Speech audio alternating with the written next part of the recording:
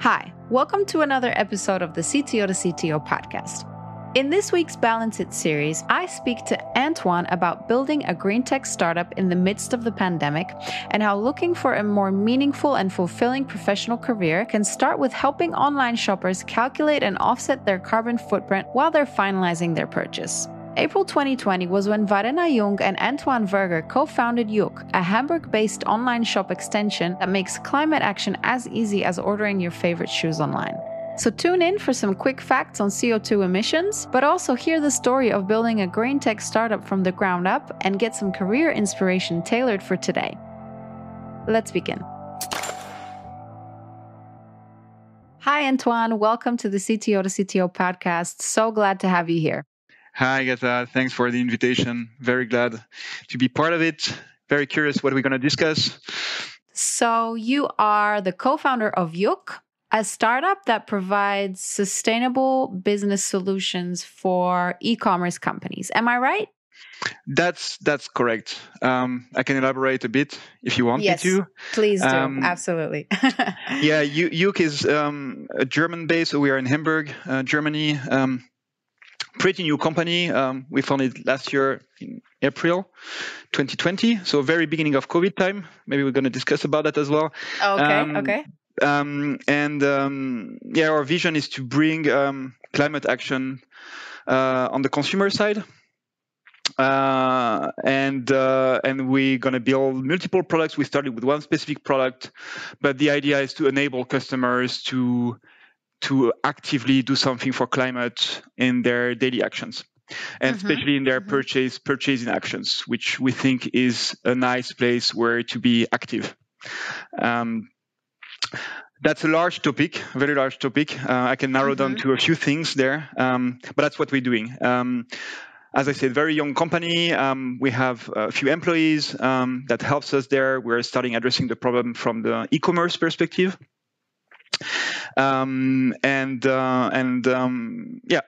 Yeah, we'll get into the details in a moment.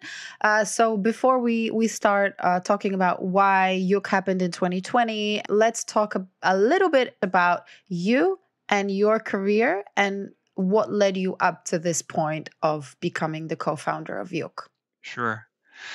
Also, in a nutshell, I guess, so it's going to be, I'm going to have to wrap it up, the last 37 years. It's not going to be an easy game. I'm maybe going back to what brought me to be a CTO and the software development in general. So I studied in France, coming from France, grew up in very small village in the middle of France. Very really village size. So I think 2,000, 3,000 inhabitants. Moved to Bordeaux, the wine city, after my baccalaureate to study computer science and mathematics. And back in the days, I was pretty much very enthusiastic about doing fundamental research, like really the hardcore mathematics and computer science research. But at the same time, I wanted to make money or to earn money, and I'll self-finance my studies. So at one point, you want to earn something, and that sometimes pushes you to do decisions that are very short term. Not that I'm not happy with my career, but by the time I had to make a hard cut between fundamental research, which in France is not the best paid area, or going into the industry. And I picked up industry back then. Started as a consultant, worked for a big telecom company in France, Orange Telecom. And after a few years, I moved to Germany for family reasons. As I said earlier, before this started, I have a wife and a kid, and their wife is German, kid is half French, half German, and that's what pushed me to Germany. And in Germany, I worked for an e-commerce giant, not Amazon, but the German e-commerce giant Otto. Hold different positions there, a lot around software development, but also like other functions in like a typical product team, product manager, scrum master. I moved back and forth in these areas. And last year, 2020, COVID. I was working at growing FitFox, which is a sport booking platform. So you can see it as a booking.com for sport activities. Okay. Also belonging to the Auto Group, like the e-commerce giant. And I was on my way out of FitFox for several reasons. Been there for 4 years, building the company, growing the team. Wanted to see something else. And I was about to sign a contract in a nice and big digital agency from Hamburg to go back to hands-on coding. When then I met Varena. Maybe we're going to discuss that afterwards. So I was going to say, at which point in this career and in this journey of yours did you stop and realize, actually, I want to make my business about doing something good for the climate? And I'm guessing Varena is one of the reasons why you went into that direction. Yeah. Yeah, absolutely. I think everyone has a wake-up call at one point. I had mine maybe 4 years ago, before the birth of my daughter. My daughter is 3.5, and it was slightly before that. And it went through different stages. I think it's not like it's not something that happens from a day to another. It's a slow awareness that comes to you. Climate change, it's hard to avoid that. I mean, there are maybe countries or places where it's easier to look in another direction because you have other things to think about. But in Europe, at least, I think it's quite into our mind, everyone's mind, for different reasons. And that was my journey, realizing climate change is there. Then being angry at that, angry for many reasons, that it's not moving forward, that there is not enough awareness. I could almost say like there was also like some part of me that were depressed about that at one point, and then you say, okay, I want to do something. I want to use not only my voice, not only the act of voting or my personal behavior. I want to do that into my professional life, and it's not easy to do that because that was like probably 2 years ago that I decided to look into that. And there were not that many options, my opinion, to go into like what I would call the climate tech sphere, because I wouldn't want to do something for climate in another area than tech, because that's where I'm coming from, and it doesn't make much sense that I go somewhere else. I looked into many companies in Germany that were in this area. There are cool companies in the climate tech, and it's a large scope, right? In Berlin, for example, there is this InFarm, that's vertical farms that are trying to see how we're going to be able to plant salads and use less energy for doing that and less space. So there are some companies, but it's like still a very small market. I think it's been growing a lot the last 6 to 12 months. Maybe COVID helped. But anyways, I looked into that and didn't find much. And I decided, okay, in the meantime, I will just do something else. And maybe on my way, by chance, the opportunity will come. I'm not even sure I was expecting that. I was just saying I didn't find something. I move on with other things. Maybe I will get back to that later on. And that's what brought me to Varena. It was a bit by chance. It was last year, April. So a few weeks after the German lockdown. I was going to say that's right after COVID really broke out in Europe, yeah? Exactly. So I think German lockdown was probably mid-March last year. Same for all European countries. Had to stay home with my daughter because the school closed. Still be working as active CTO at FitFox. And by the time, there is something interesting in Germany. There is a CTO community called AlphaList, got created by the guys from Online Marketing Rockstar. Tobias Schotke is the guy leading that. And it's a very active community, a lot of good things happening there, lots of exchanges. And there is also a part, of course, or like you can find people that fits your business. And by the time, I think one of the Varena's friends posted something about Varena looking for a co-founder in the climate tech area.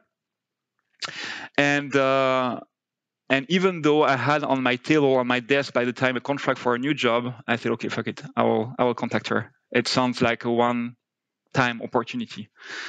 Once in a lifetime kind of thing. Once in a lifetime opportunity. And I thought, okay, then I will contact her. And then we had to deal with the fact that COVID was very restrictive. But by chance, we were both in Hamburg, so we were able to just meet outside and take a walk, as you can do at the beginning of the pandemic. And I think there was pretty quickly a match, like on both sides, about the fact that we want to work together. I liked a lot Varena's visions, but of course I had to bring my part to that, because if you are co-founders are the most at the beginning, when you have nothing else, the most important part.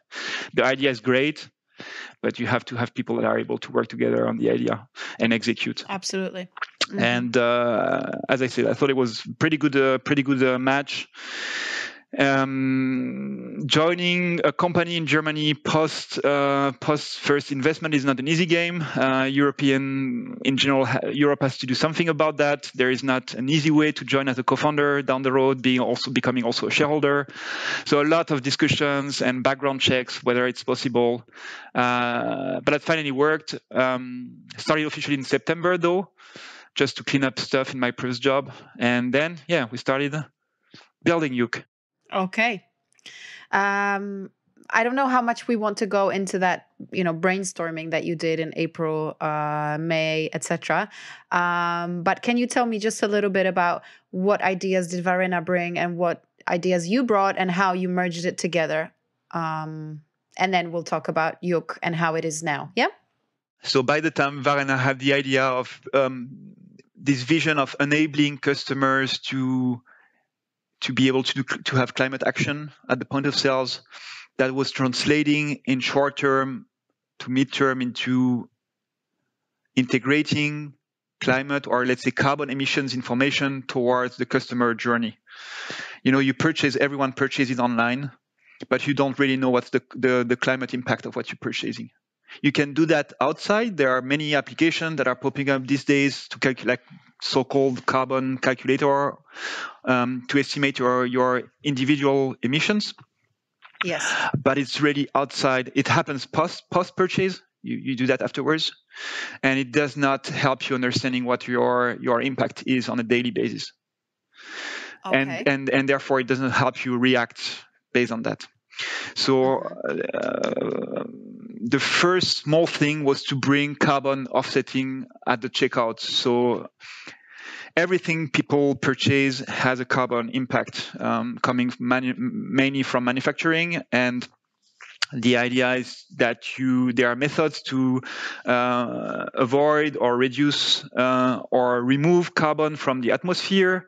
The most known one that maybe not everyone remembers from his high school time or school time is the trees. The trees are a carbon sink. It absorbs carbon from the atmosphere, but there are many other options. And what we wanted to do is to be there when people are closing their purchase and being able to say, okay, for a certain amount of money, you can offset your emissions.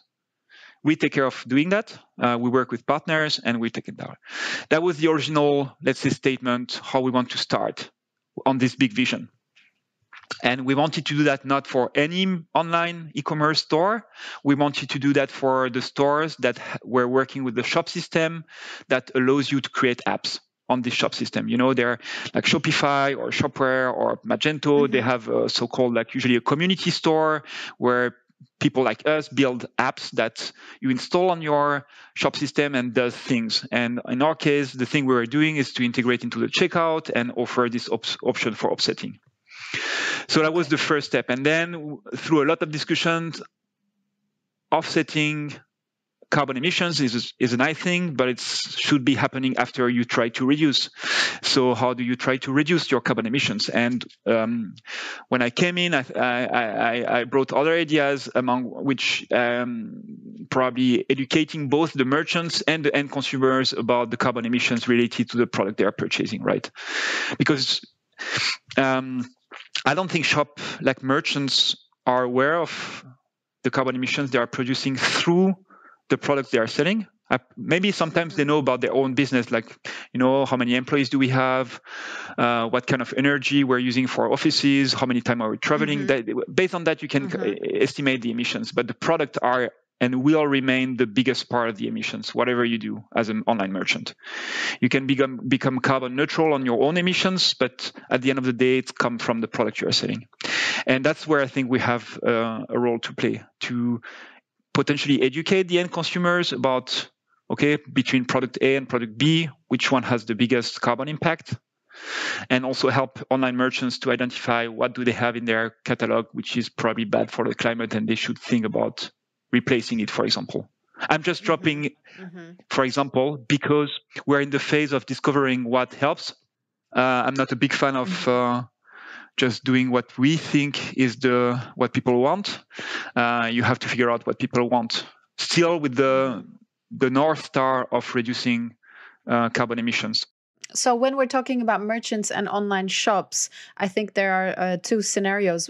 For example, we could have a company like Aldo that sells, on online stores their own products, and I think that's where Aldo might have more information or transparency, right? Because they are selling their own products that they're producing. Yes. But what about, for example, a marketplace like Zalando that has hundreds and hundreds of brands?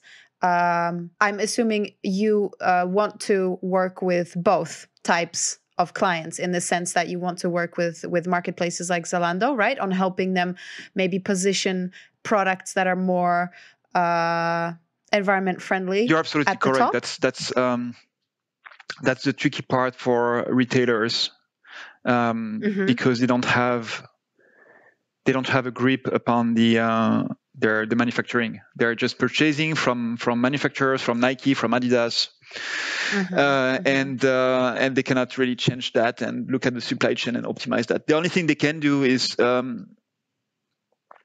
something towards the consumers to inform them.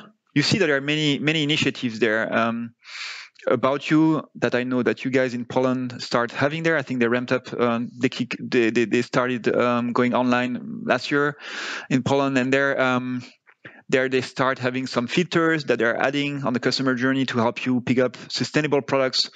If you look at the most relevant one is Avocado Store, where they have many filters depending on what kind of sustainability criteria you want to search product for. So there are many initiatives. And to answer your question, what can they do? Inform the customers, looking into their catalog. I mean, they have a voice as well, these shops, right? These retailers, they can tell manufacturers, sorry, we know you didn't push sustainability, or more, let's take the positive path. I don't like the negative path, blaming the one that are not doing it. Like, they can push the one that are doing something, right? They can say, yes. Veja, the shoes, they are vegan shoes. They try to not use animals. They try to reduce their footprint. Like, push the one that are having a positive impact. It's maybe better than blaming the ones, because I think there are too many things negative about climate these days that makes everyone freak out, and which to some extent you should be, but it's not a positive path. I think it's part when I talked about the process of realizing climate change, it's maybe realizing your doom is part of the process, to just then go beyond that, and then to say, okay, we have to find solution. We're not doomed. There are solutions. Humans are very capable of switching directions when times are dark, and there is no reason that our generation cannot make it. But on the climate side and on the shopping side, I think everyone has a role to play. The retailers have the role to play, the manufacturers have a role to play, and the end consumers. At the end, you have a voice through consuming. I think people are not using that enough because they are not able to use that. That's the thing where there is. I think there was a study last year in Germany. I think 70% of the German consumers, they would like to be able to reduce their carbon emissions during the act of purchasing, which might seem contradictory, because if you purchase, you produce carbon, but they would like to do something there. And if you look at the under 25, I think it's even 80, and the under 25 years old, I think it's even 80%. People want to do something, but they don't have any way to do that. And that's what we want to support. Why did you want to focus on e-commerce specifically? Very early stage startup. We have to get quick feedback. If we address, let's say, point of sales like physical, like brick and mortar shops, that's really that's really a hard game. Plus e-commerce was before COVID already like on a very high growth rate, and it's just accelerating. So I dream down the road that I go to my local supermarket and I'm at the cashier and they tell me, hey, Antoine, here is 30 euros. For 2 euros, you can offset your emissions related to your purchase. And maybe while I'm navigating through the food store, I see the footprint of each product the same way you see that with calories or like nutritional facts. Maybe you will see that with climate facts.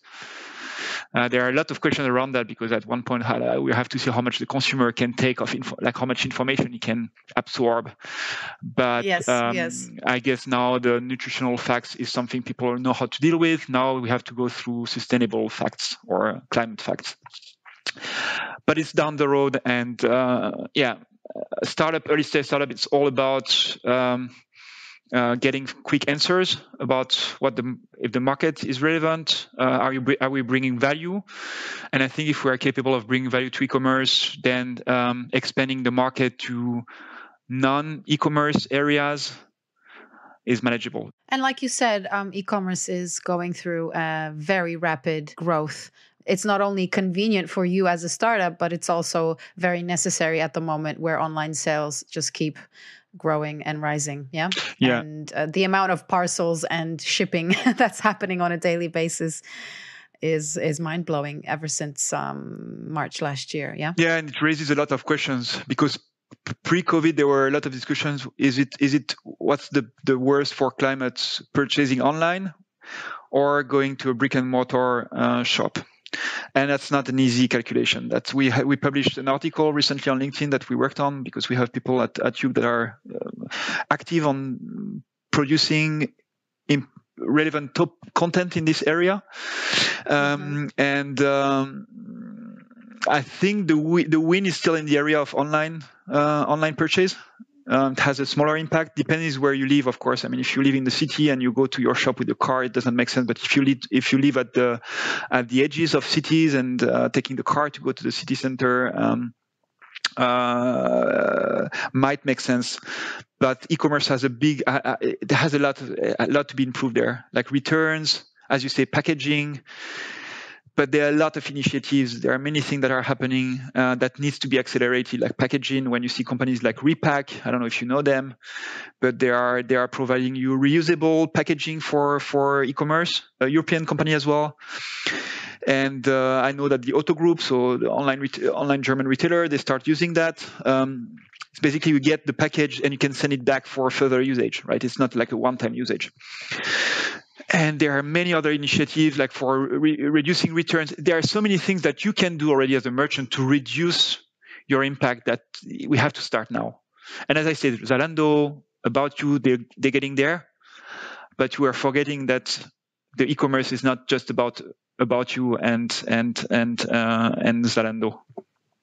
There are many other stores where people are daily purchasing that are not able to move forward. Okay, so we spoke a little bit about reduction, about alternate materials, about using reusable packaging, and what about the CO2 compensation? So at some point you can't reduce any further, and I understand that this is where Yook steps in and you collect the funds from consumers to be able to compensate for that CO2. So tell me, how does that work and who do you work with? Who are your partners on that topic? Yeah, sure. I tend to use compensation as well, but I think the official word is offsetting. Even though you will hear a lot of names for that, carbon removal, carbon offsetting, carbon compensation. At the end, that's first a new area. There are two spaces in carbon reduction. There is the the primary market and the secondary market, the voluntary market. That's something that you and me can do to purchase. The other one, the primary, is used by governments and big companies to work with credits. But you and me, we can already start removing carbon by buying sometimes carbon credits. Sometimes there are also products that don't have carbon credits. But at the end of the day, there are many initiatives to remove carbon. As I said, trees, so forestation and reforestation, or afforestation and reforestation, is probably the one that comes up in everyone's mind. As I said before, trees are a great carbon sink. And they are probably the cheapest option these days for removing carbon. Though there are not appearing methods, meaning that trees can be cut, trees can burn, so it's not something that is fully safe. Still very helpful now because we don't have other cheap technologies to do that. And it goes every time to the price, right? It's going to work, carbon removal, only if the price is affordable. I see. The other methods that are growing now are direct air capture. So it's really like big factories that takes carbon from the atmosphere and process it and put it back into the ground, for example. I'm simplifying a lot, but for the sake of the podcast, I won't bring everyone down this path. And there are many other methods that are more long living storage, so to say. Trees are short living storage, and they are nice. I think they're also not only bringing on the carbon side, they're also bringing for local populations. They are bringing for ecosystems, which is also something which is a threat. So that's why we focus on trees. Plus, trees is something that everyone understands. We don't want to. Also, again, down the path, we want to have the best methods to remove carbon, but now we're in a very early stage where we want to see how people are understanding the concept. And I think trees is still a carbon removal principle, or it removes carbon, and people can grasp it. Once people understand that, we can move to other more complex approaches. And how do we work? Yeah, we work with partners, both in Germany and in South Hemisphere. What you have to see as well is like trees in Europe are great, but they will never get as much carbon as trees planted in South Hemisphere, like Indonesia, Uganda. So we have always to make trade-offs between what people trust. I think having a project in Europe, people feel it's more graspable. They tend to trust it more. And at the same time, projects that are far away that you cannot see, people feel it's not something you can trust. But that's understandable, but that's not correct from the carbon removal perspective. Like trees are growing because that's where those trees are most needed. Yeah, is that what you're saying? It's not needed. It's the pace at which the tree is growing. Because at the end, where goes the carbon? The carbon goes into the trunk and the soil. Yes. So of course, the fastest your tree is growing, the fastest you absorb carbon, right? And I don't have. Bad for me. I don't have the figures. The better your investment, basically. Yeah. I understand. So that's why we work with both. I think when there is like, a lot of discussions about the project in Germany, we have also projects in Germany. Forestation and reforestation in Germany is critical in Europe in general because forests are dying in Europe because of the climate change. We don't have tons of partners. We work with very specific partners that we sourced, we look into their approach, we look into their values. We didn't want to have partners that are doing monoculture and just have very cheap prices just to plant one tree after another. We wanted to have some people like projects that have a vision, how to build forestation and reforestation in having the mindset that you want to help local population, because at the end, it's all about how long it's going to stick. If you plant trees without thinking, okay, how it's going to be in 50 years, because just want to plant as much as you can, it's not going to help. You have to plant in places where the local population and the country will have interest to keep these forests up and running. And that means it has to be something that has to be part of the local economy. Local people have to be able to use the trees for food and so forth and so on. Long story, try to make short. So we work with partners in Germany, and it's not an easy game to plant trees in Germany. So one of our partners, he wants to recreate virgin forest in Germany. So he's buying pieces of land and protect it for ever by putting it some status. Trees is just a small part of the topic, right? That's as I said, that's where we're starting with Yook. I think it's the easiest way to connect to the consumers, because if you put too much at the same time you make them realize my purchase has a carbon impact, and at the same time you try to tell them, okay, that's the way to remove it, and you bring some complicated principles, that's gonna be losing them. So you have to get on something which is graspable, which is still correct, because we're not like making up stuff. Trees are still a very valid carbon sink. I'm not sure if you managed to prepare any statistics about current carbon emissions, carbon offsetting, whether there's any progress. Maybe some key figures. We are producing globally per year 50 gigatons of carbon, of CO2 equivalent. To make it simple, CO2.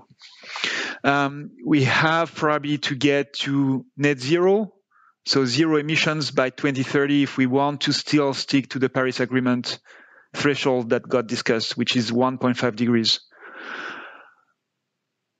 50 gigatons to zero, that's the challenge. Last year, 6% reduction because of COVID. So we didn't produce 50 gigatons, we produced 6% less just because of COVID. We would need that every year for the next 50 years, 60 years to get there. And that shows the challenge. There will be two things. There will be areas where you can reduce emissions and get close to zero, and there will be areas where it's not possible to reduce, and you will have to remove carbon. The shipping industry is typically an industry where you can probably a bit reduce by optimizing things. I have one of my good friend Pierre, also in Hamburg, also has a startup in the climate tech area called Sea Routes, and is building like to make it easy, a Google Maps for a shipping industry. So you want to go from Hamburg to Shanghai, and you want to use the best CO2 or the less impactful route possible. And he has a carbon calculator, and he helps you doing that. So there are, and we had a talk yesterday, and told me there probably think that you can reduce. Still, there is room for improvement in this industry. But you won't have tomorrow a ship which is a carbon neutral ship. I mean, there is not the technology for that. So there will be areas where you can get to a real zero carbon emission. There are areas where it's not going to be possible to reduce to zero, and you will have to use removal methods. Probably not trees by the time, probably other ones that are more long-living methods. And that's why we call it net zero, because we're not gonna have a world where it's zero emissions. It's going to be net zero, meaning you will have plus minus, and at the end it will be zero. And the minus will come from these removal technologies. So that's the challenge, from 50 gigatons to zero, to net zero. And if you want to dig more in the topic, which probably we don't have the time in this format, the latest book from Bill Gates is probably a very good one for getting the figures. It's called How to Avoid a Climate Disaster. What's interesting in the book is it tells you the scale, like which industry is producing the most, what kind of solutions are already existing, what's going to be the future solutions, which area where there is no solution, and it won't be a solution, we have to find another workaround. So if there is one book to get the figures, I think the latest one from Bill Gates is probably the best one. He did his own homework about the topic.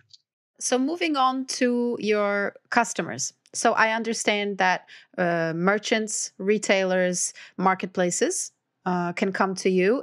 Is there an option for individual consumers to also join Yook and somehow work with you? Or is it only through purchase that we can support Yook?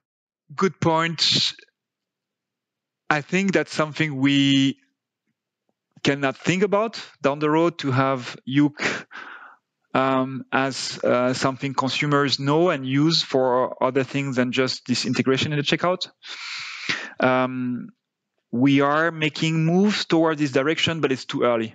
The problem is like critical mass, right? If you have Yook as an app for doing managing your offsettings and your carbon impact cross shops, you have to be integrated in multiple shops. What I like a lot is the approach of Shopify. Shopify started as you probably know, as like there you can build your online shop. It's a SaaS solution, but they always kept the powered by Shopify everywhere. So people keep in mind, I had this shop I'm buying from, it was powered by Shopify. And then there is some kind of branding construction. And now if you look at the fact that they released their shop app, that's definitely something we're looking into. Okay, how can you move from, let's say, a B2B solution to a B2C market? Again, laser focus, out of scope for now, keeping it in the back of our mind. I'd love to see that, you're purchasing in shops, you are doing your offsettings, and then at the end of the month, you can look into your Yook app and you can see, okay, I purchased there and there and there and offsetted that, and that. That's exactly what I meant before with this ad hoc solution for carbon calculation and the real one. And you see there are many initiatives. For example, there are companies that are tackling that from another angle. They are connected to your bank account and looking at your transaction and trying to put a footprint on your bank transactions, which is extremely hard because basically you have zero information about what's behind your bank transaction. If you purchase at your supermarket 20 kilos beef, or if you purchased something which has a way lower carbon impact and it's still the same price, you won't be able to put. So you can just make very rough estimation, which is still better than nothing. But then I would challenge this banking transaction approach versus ad hoc. I think ad hoc, like the carbon calculator, is still the best way to go. But there are many initiatives there. They're also like Doconomy in Scandinavia. They're having this credit card. I don't know if you've seen that, but they partner with MasterCard and they have a credit card that has a threshold for carbon emissions. So they are tracking the transactions, and you can set up, okay, I want to emit maximum 5 tons per year. And then if you are above the monthly carbon emissions, they are blocking your transactions.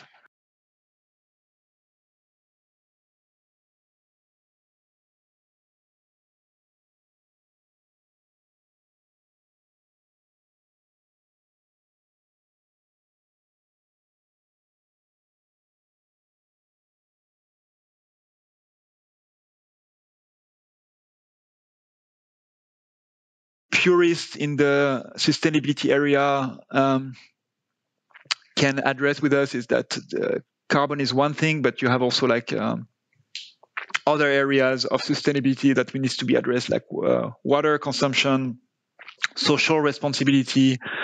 And of course, with Yook, we are just looking at one angle at the moment, the most threatening angle. But if we succeed, of course, there will be for consumers and individuals other areas where they have to look at. But it's hard for people to be perfect everywhere.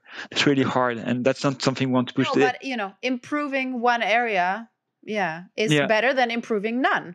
Exactly. That's as simple as, and no business solves all customer needs and all issues. Like, you create a business to supply one demand or to solve one issue, and that's all you should really, I think, be worried about. Yeah, exactly. And let other people do the other parts.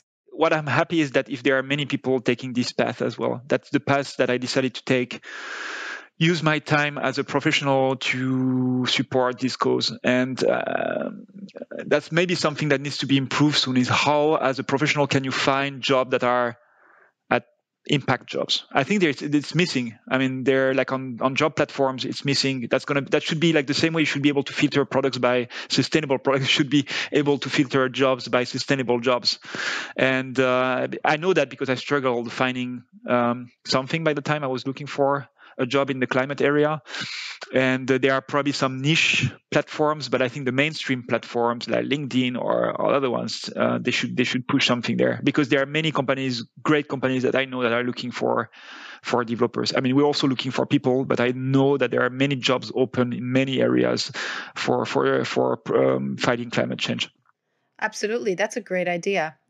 Huge job search platforms should have that as a filter. And because I listened to your latest podcast, I think there are many other topics that we could address. But I think for today, climate is great. But parity, I mean, we're a team, one female, one male, co-founders, trying to also build a company and a team that brings parity and that's not an easy game.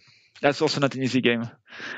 But that's maybe the topic for another podcast. Not with me. I don't know if I'm the most relevant. Even if I think that on feminism, I think there are not even enough men that are talking about that.